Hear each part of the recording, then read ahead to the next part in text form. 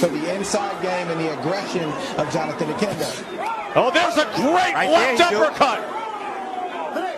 Jamel Herring, perfectly timed power serve.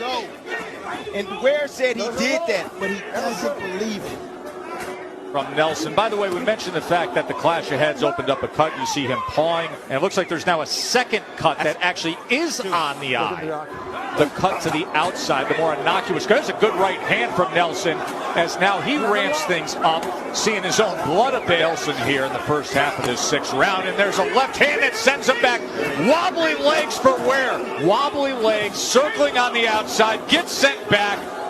Here comes Steven Nelson, trying to finish things, and that'll do it. TKO victory, Steven Nelson.